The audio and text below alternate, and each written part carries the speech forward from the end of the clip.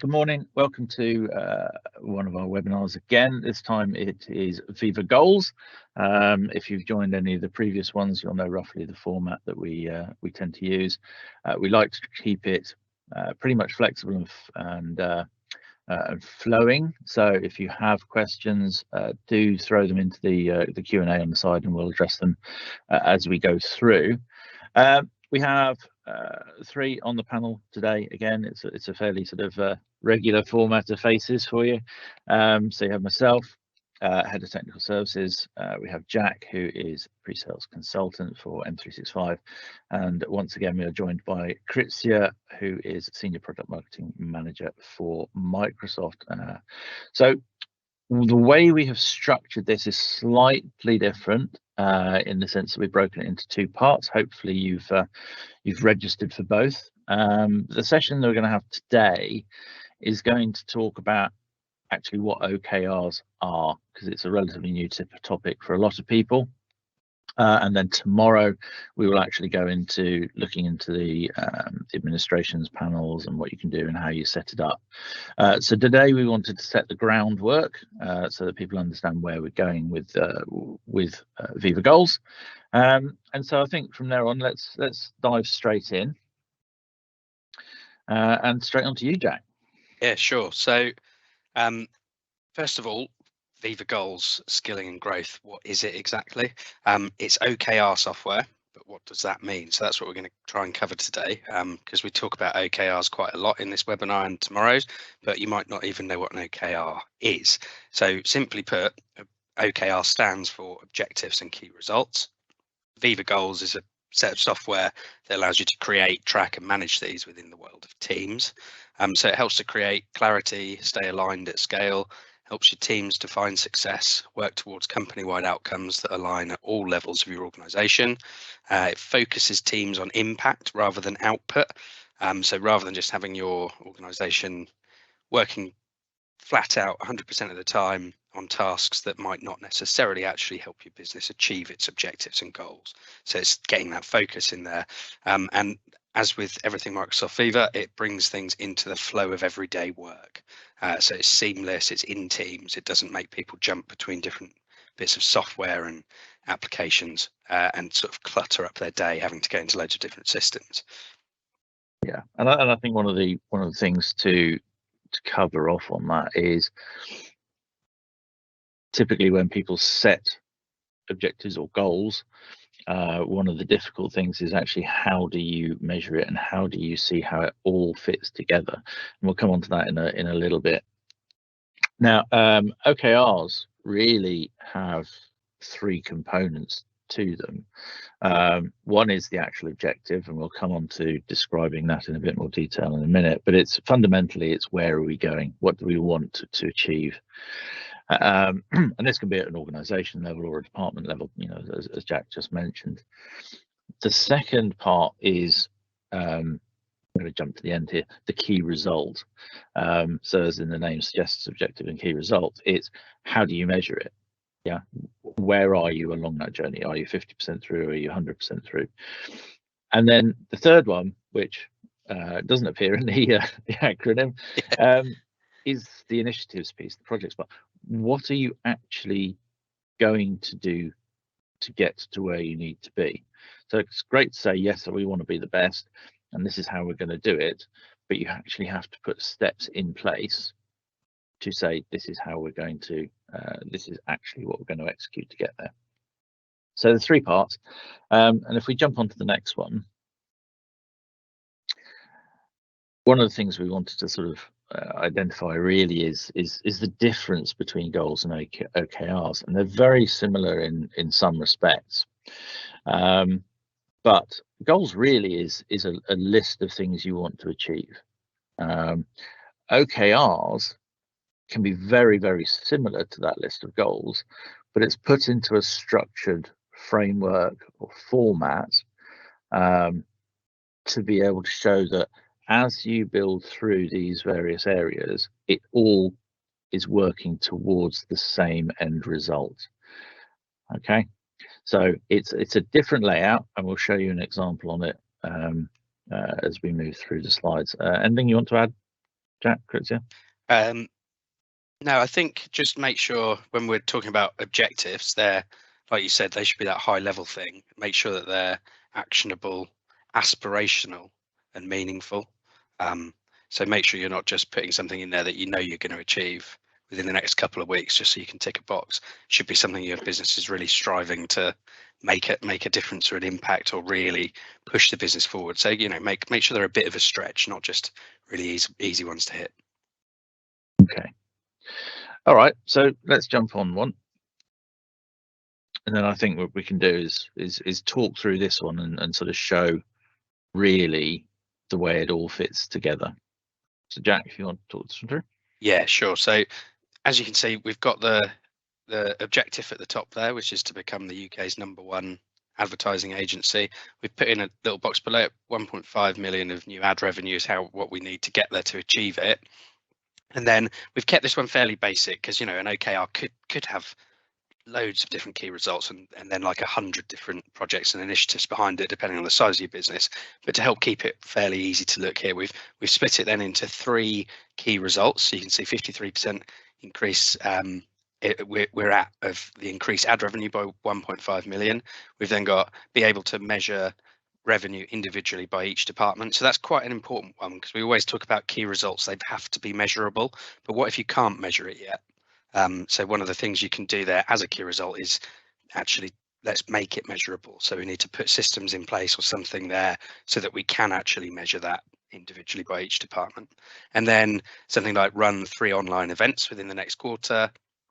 And then the next layer is where you get those initiatives or projects. So target enterprise team with a growth of 1.5 million, target the SMC team with a 0.5 million growth, finance team to implement a new Salesforce BI platform so that we can measure those things individually, and then marketing to create the events, and comms teams to publish the events in the media.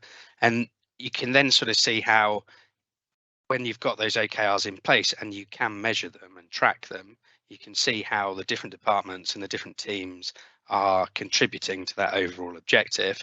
And then we can easily see where we're not perhaps hitting a target, and then that then needs to be reviewed, and we can look at why we're not meeting that thing, and what can we do to make sure that we do get there. But it's transparent, it's shared publicly within the organization, so everyone can see how their role contributes to the overall objective of the company. Yeah, and I think it's important at this point in time to apologise for the looping animation. I don't know how to turn it off, so that's my bad. But I think if you look at it, you know, where we're talking about the objectives, the key results, and the initiatives, you've got those quite clear on the left to right. So the first one is your objective, the second one is your key result, the third one is your initiative. The goal, the objective that you want to set, shouldn't have any numbers in it. That should be a statement about what you desire, what you want to be. The piece that has all the metrics into it is where you come into that key results piece.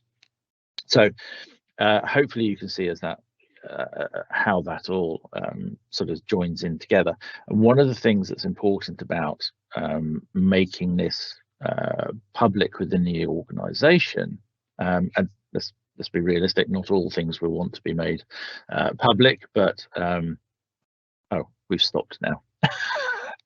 That's not the point I wanted the slides to stop at. There you go.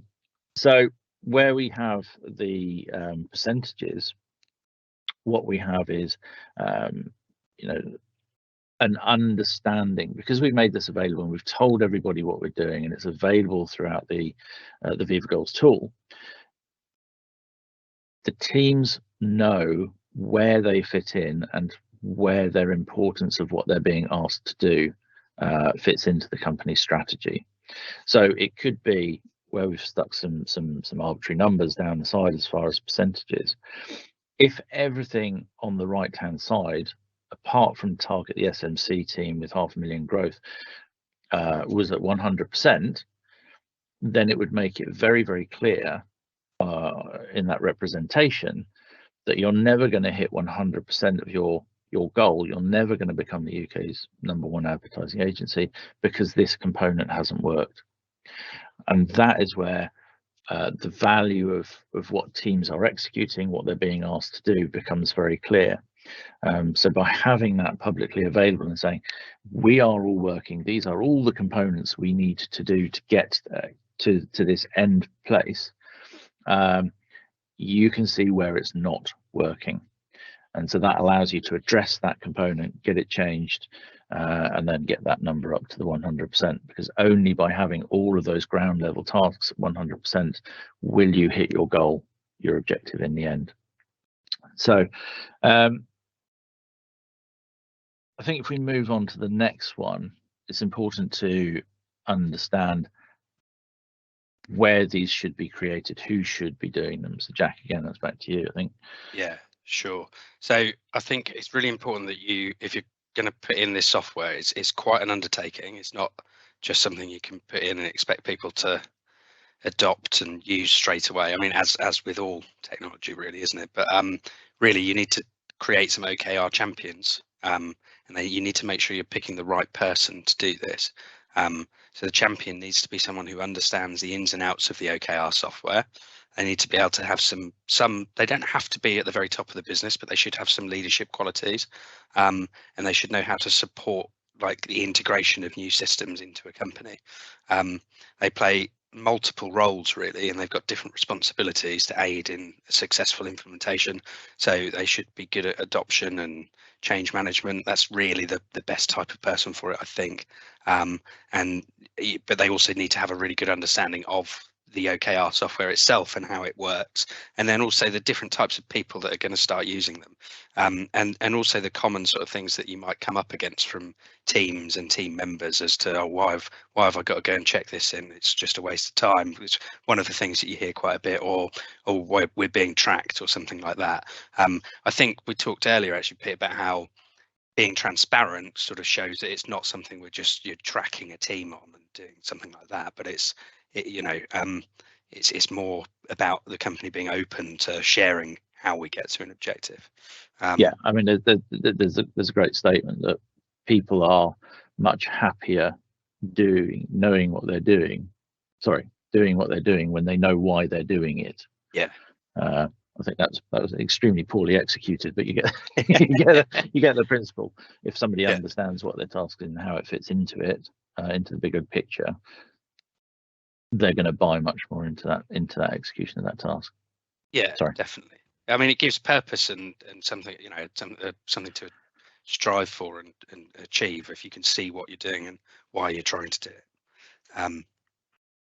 So yeah, we also talk about business rhythms or business cadence. So without a standard pattern of this in place, it's really difficult to make OKRs stick. And if OKRs don't stick, then you're not going to get any benefit from it. You'll be less likely to achieve your goals, in fact. So often the rhythm's often the differentiator between successful OKRs and ones that you put in and just don't go anywhere. So it's, having that, you need to look at how often are you checking in your key results. Is that a daily check-in? Is it a weekly check-in? How often do you then review those? So is it a quarterly review? So it depends how your business works. It doesn't have to be quarterly. I think generally it tends to be that's probably a good cadence to work to. And then equally, you need to do things like plan. It's all well and good at the start of a quarter saying, right, we need to come up with some OKRs, but really perhaps we should have been thinking about the next quarter's OKRs before the start of that time, because otherwise you're probably going to waste the first few weeks of them and then you've already on the back foot from it. So it's really important to establish business rhythms there. So you put it into 3 places really. It's create, check in, and then close. And then also that close bit's really important. So reflect on the OKRs that you put in the previous quarter. Have we achieved them? How we achieved them? If we haven't achieved them, do they need to be rolled over to the next set of OKRs so that it can be a continuous thing there? And yeah, just make sure that there's enough time put in place to do the plan, execute, and reflect cycle of that really. Cool. And then the last one I think is something we touched on right at the very beginning, is the organisation versus departmental.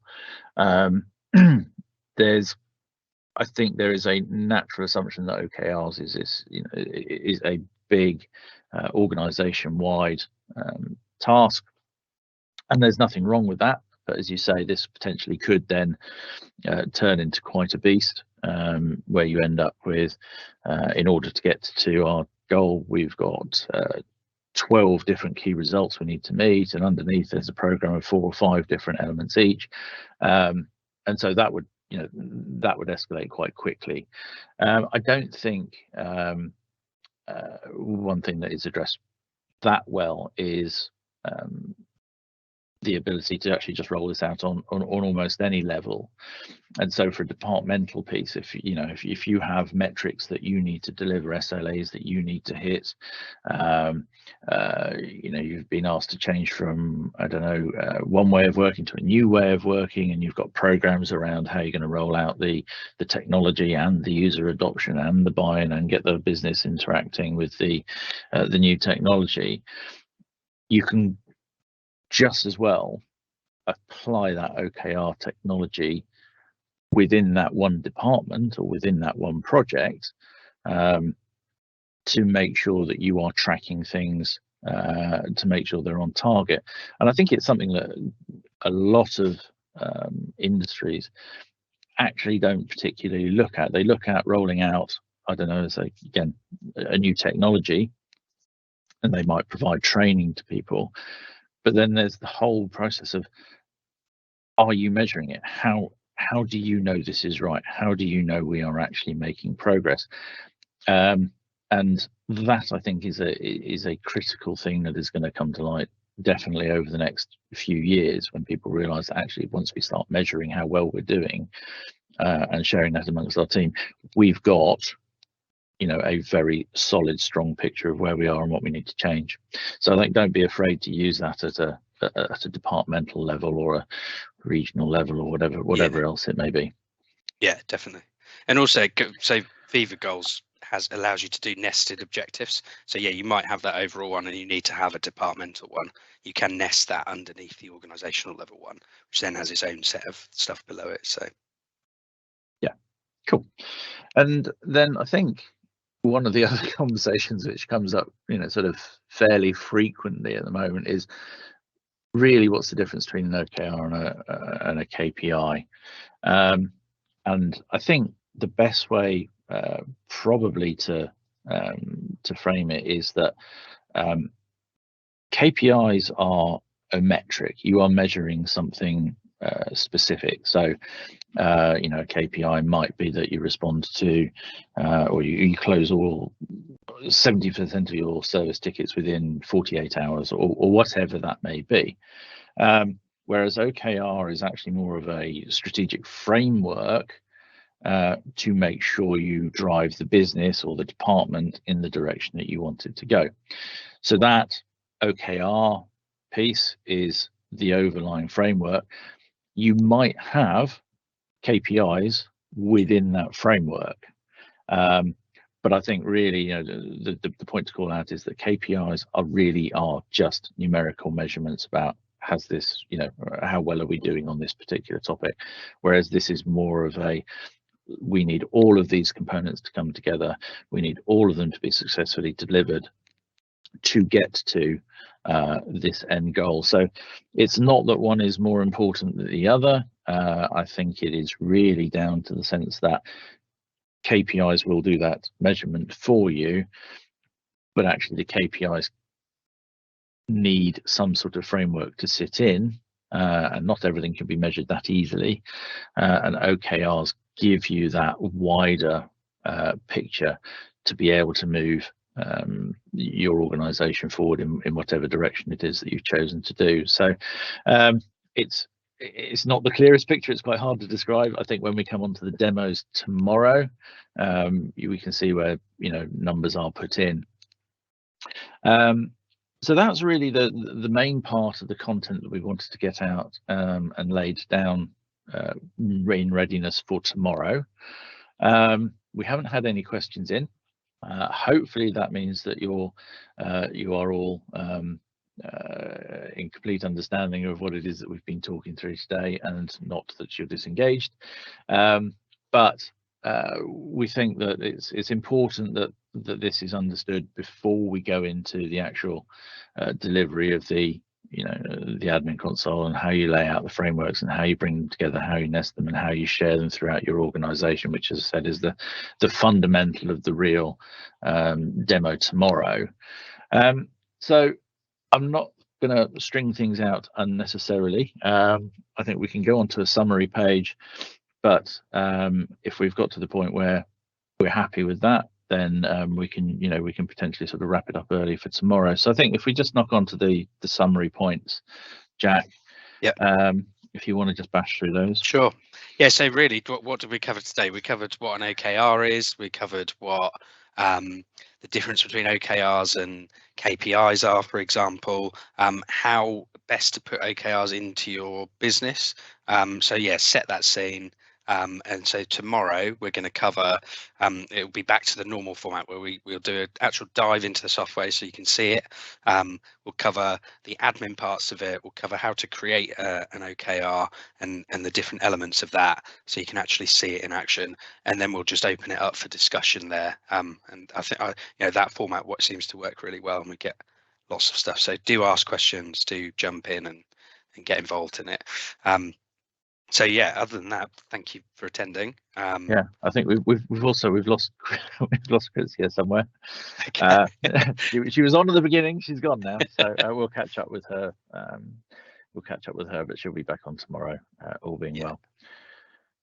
So yeah, so if you want to get in contact with us, please do drop us a question, drop us a line, whatever it is. But I think tomorrow is going to be the bit that everybody really wants to see. But hopefully this gives a sort of foundation on the understanding of what OKRs are and what we will actually be looking at tomorrow. Okay, well, you can have 7 minutes back. Yeah. Thank you very much, folks. Thanks very much, everyone.